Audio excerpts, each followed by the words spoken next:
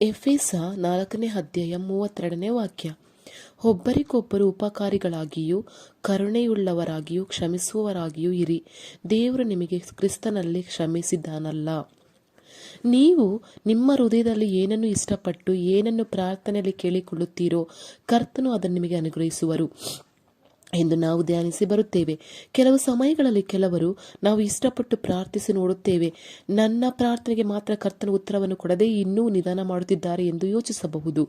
ನಮ್ಮ ಇಷ್ಟಾರ್ಥವನ್ನು ಕರ್ತನ ಬಳಿ ಹೇಳಿ ನಾವು ಪ್ರಾರ್ಥಿಸುವಾಗ ಹೇಗೆ ಪ್ರಾರ್ಥಿಸಬೇಕು? ಮೊದಲನೆಯದಾಗಿ ಕ್ಷಮಿಸಿರಿ. ನೀವು ನಿಂತುಕೊಂಡು ಪ್ರಾರ್ಥನೆ ಮಾಡುವಾಗೆಲ್ಲ ಯಾರ ಮೇಲೆ ಏನಾದರೂ ವಿರೋಧವಿದ್ದರೆ ಅದನ್ನು ಅವನಿಗೆ ಕ್ಷಮಿಸಿರಿ. ಕ್ಷಮಿಸಿದರೆ ಪರಲೋಕದಲ್ಲಿರುವ ನಿಮ್ಮ ತಂದೆಯೂ ಸಹ ನಿಮ್ಮ ತಪ್ಪುಗಳನ್ನು ನಿಮಗೆ ಕ್ಷಮಿಸಿ ಬಿಡುವನು ಅಂದನು. ನೀವು ಕ್ಷಮಿಸದೇ ಇರುವುದಾದರೆ ಪರಲೋಕದಲ್ಲಿರುವ ನಿಮ್ಮ ತಂದೆಯೂ ನಿಮ್ಮ ತಪ್ಪುಗಳನ್ನು ಕ್ಷಮಿಸದೇ ಇರುವರು. ಮಾರ್ಕ್ 11ನೇ ಅಧ್ಯಾಯ 25ರಿಂದ 26ನೇ ವಚನ. ದೇವ ಮಕ್ಕಳಾಗಿರುವ ನಿಮಗೆ ಕರ್ತನು ಮುಖ್ಯವಾದ ಒಂದು ಕಾರ್ಯವನ್ನು ಹೇಳುತ್ತಾನೆ. ನಿಮ್ಮ ಆರೋಗ್ಯಕ್ಕಾಗಿಯೋ, ಆಶೀರ್ವಾದಕ್ಕಾಗಿಯೋ, ಬಿಡುಗಡೆಗಾಗಿಯೋ, ಜಯಕ್ಕಾಗಿಯೋ, ವ್ಯಾಪಾರಕ್ಕಾಗಿಯೋ, ಮಕ್ಕಳ ಮದುವೆಗಾಗಿಯೋ, ಗರ್ಭದ ಫಲಕ್ಕಾಗಿಯೋ, ಯಾವುದೋ ಒಂದು ಆಶೀರ್ವಾದಕ್ಕಾಗಿ ಅಧಿಕ ನಂಬಿಕೆಯಿಂದ ಸ್ಪಷ್ಟವಾಗಿ ವಾಗ್ದಾನಗಳನ್ನು ಹೇಳಿ ಅನೇಕ ದಿನಗಳಿಂದ ನೀವು ಪ್ರಾರ್ಥಿಸುತ್ತಿರುವಾಗಲೂ ಇನ್ನೂ ಅದ್ಭುತ ನಡೆಯಲಿಲ್ಲ. ನಾನು ಇನ್ನು ಪ್ರಾರ್ಥಿಸುತ್ತಲೇ ಇದ್ದೇನೆ, ಇನ್ನೂ ಒಂದು ಬದಲಾವಣೆಯನ್ನು ಕಾಣಲಾಗಲಿಲ್ಲವಲ್ಲ ಎಂದು ನೀವು ಯೋಚಿಸಬಹುದು. ಆದರೆ ಕರ್ತನಾದ ಯೇಸು ನೀವು ಯಾವುದೋ ಒಂದು ಕಾರ್ಯದಲ್ಲಿ ಅದ್ಭುತವನ್ನು ಎದುರು ನೋಡುತ್ತಾ ಪ್ರಾರ್ಥಿಸುವಾಗ ಒಬ್ಬರ ಮೇಲೆ ನಿಮಗೆ ಯಾವುದೋ ಒಂದು ಕೊರತೆ ಉಂಟಾಗಿದ್ದರೆ ಪರಲೋಕದಲ್ಲಿರುವ ನಿಮ್ಮ ತಂದೆ ನಿಮ್ಮ ತಪ್ಪುಗಳನ್ನು ನಿಮಗೆ ಕ್ಷಮಿಸುವಂತೆ ಆ ಕೊರತೆಯನ್ನು ಅವರಿಗೆ ಕ್ಷಮಿಸಿರಿ ಎಂದು ಹೇಳುತ್ತಾರೆ.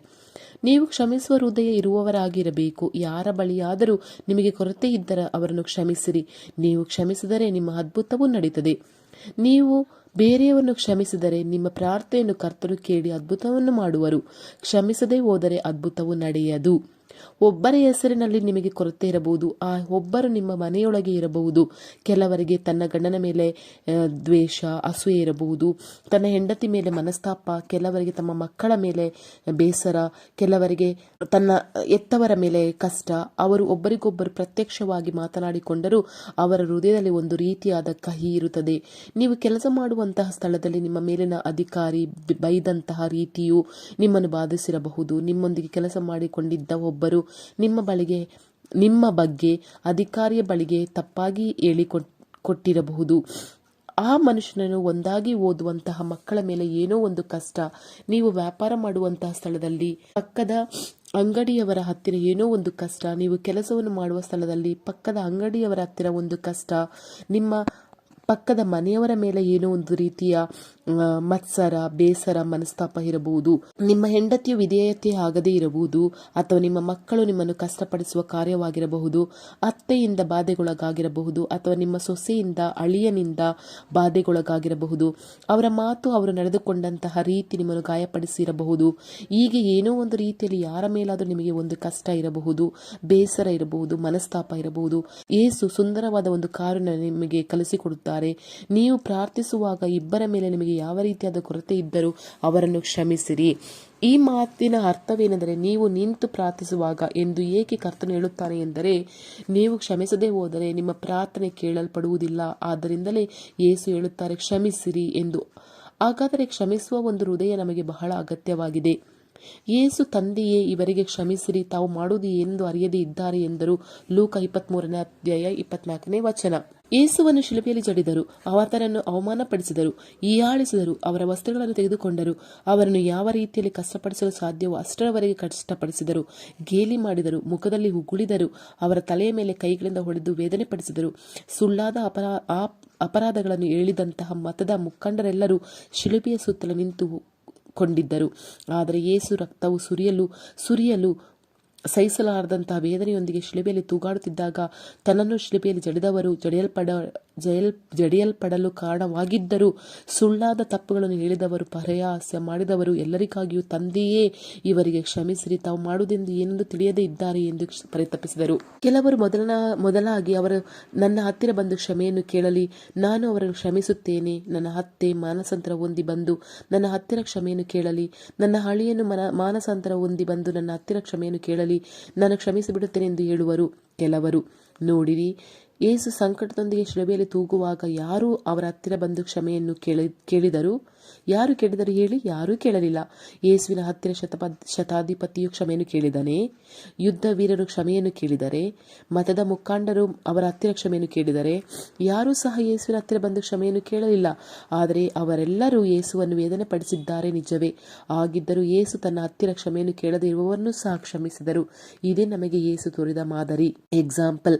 ಅವರೆಲ್ಲರೂ ಬಂದು ಮೊದಲನೇದಾಗಿ ನನ್ನ ಹತ್ತಿರ ಕ್ಷಮೆಯನ್ನು ಕೇಳಲಿ ಎಂದು ಹೇಳುವವರಾಗಿ ನಾವು ಇರುವುದಾದರೆ ನಮಗೂ ಅನ್ಯಜಾತಿ ಜನಗಳಿಗೂ ಏನು ವ್ಯತ್ಯಾಸ ಹೇಳಿ?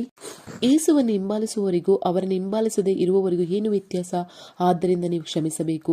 ಕೆಲವರು ಕ್ರೈಸ್ತರು ಕ್ಷಮೆಯನ್ನು ಕೇಳಿದರೂ ಸಹ ಕ್ಷಮಿಸುವುದಿಲ್ಲ. ಕ್ಷಮೆಯನ್ನು ಕೇಳದೆ ಇರುವವರನ್ನು ಸಹ ಕ್ಷಮಿಸುವುದೇ ನಿಜವಾದ ಕ್ರೈಸ್ತರು. ಯೇಸು ಕ್ರಿಸ್ತನಲ್ಲಿ ಇರುವಂತಹ ಈ ಯೋಚನೆ ನಮ್ಮೊಳಗೆ ಇರಬೇಕು. ಆಗಲೇ ನಮ್ಮ ಪ್ರಾರ್ಥನೆಗೆ ಉತ್ತರ ಬರುತ್ತದೆ. ಕ್ಷಮೆಯನ್ನು ಕೇಳದೆ ತನ್ನನ್ನು ಬಾಧೆಪಡಿಸುವುದವರನ್ನು ಸಹ ತಂದೆಯೇ ಇವರಿಗೆ ಕ್ಷಮಿಸಿರಿ ಎಂದು ಪ್ರಾರ್ಥಿಸಿದರು. ಗ್ರೀಕ್ ಭಾಷೆಯಲ್ಲಿ ಇದರ ಅರ್ಥದ ಬಗ್ಗೆ ಏನು ಹೇಳಲ್ಪಟ್ಟಿದೆ ಎಂದರೆ, ಯೇಸು ತನ್ನ ಶಿಲುಬೆಯಲ್ಲಿ ಜಡಿಯಲ್ಪಟ್ಟಂತಹ ಸಮಯದಿಂದಲೇ ತಂದೆಯೇ ಇವರಿಗೆ ಕ್ಷಮಿಸಿರಿ ಎಂದು ಮತ್ತೆ ಮತ್ತೆ ಅವರನ್ನು ಕ್ಷಮಿಸುವಂತೆ ಬೇಡಿಕೊಂಡೇ ಇದ್ದರಂತೆ. ಕ್ಷಮೆಯನ್ನು ಕೇಳದೆ ಇರುವವರನ್ನು ಸಹ ಕ್ಷಮಿಸುವವರೇ ನಿಜವಾದ ಕ್ರೈಸ್ತರು. ಕಾರಣ, ಅವರು ಹಾಗೆ ಬೇಡಿಕೊಳ್ಳದೆ ಇದ್ದಿದ್ದರೆ ಅವರೆಲ್ಲರೂ ಅಲ್ಲಿಯೇ ನಾಶವಾಗಿ ಹೋಗಿರುತ್ತಿದ್ದರು.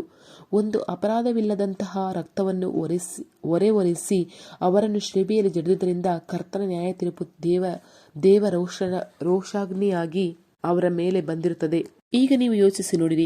ನೀವು ಕ್ಷಮಿಸದೇ ಇರುವುದರಿಂದ ನಿಮ್ಮ ಮನೆಯಲ್ಲಿ ಆರೋಗ್ಯವಿಲ್ಲ, ನಿಮ್ಮ ಮನೆಯಲ್ಲಿ ಇನ್ನೂ ದರಿದ್ರ ಬದಲಾಗಲಿಲ್ಲ, ನಿಮ್ಮ ಮನೆಯಲ್ಲಿರುವ ಸಮಸ್ಯೆಯು ನಿವಾರಣೆಯಾಗಿಲ್ಲ, ನಿಮ್ಮ ವ್ಯಾಪಾರವನ್ನು ಕರ್ತನು ಆಶೀರ್ವದಿಸಲು ಸಾಧ್ಯವಾಗಿಲ್ಲ, ನಿಮ್ಮ ಮಕ್ಕಳ ಜೀವನದಲ್ಲಿಯೂ ಕರ್ತನಿಂದ ಅಭಿವೃದ್ಧಿಪಡಿಸಲು ಆಗಲಿಲ್ಲ. ನೀವು ಎಷ್ಟೇ ಪ್ರಾರ್ಥಿಸಿದರೂ ಆಶೀರ್ವಾದವು ತಡೆಯಾಗುತ್ತಲೇ ಇದೆ. ಹಾಗಾದರೆ ನೀವು ಕ್ಷಮಿಸಬೇಕು. ಆ ಕ್ಷಮಿಸುವಂತಹ ಹೃದಯ ನಿಮಗೆ ಬೇಕು. ಈ ದಿನ ನೀವು ಯಾರಿಂದ ಬಾಧಿಸಲ್ಪಟ್ಟಿದ್ದೀರೋ, ಯಾರ ಮೇಲೆ ನಿಮಗೆ ಕೋಪ ಅಸೂಯೆ ಇದೆಯೋ ಅವರನ್ನು ನೀವು ಕ್ಷಮಿಸಬೇಕು ಎಂದು ಕರ್ತನು ಹೇಳುತ್ತಾನೆ. ನಿಮ್ಮ ಹೃದಯದಿಂದ ಮನಸ್ಫೂರ್ತಿಯಾಗಿ ಅವರನ್ನು ಕ್ಷಮಿಸಿರಿ.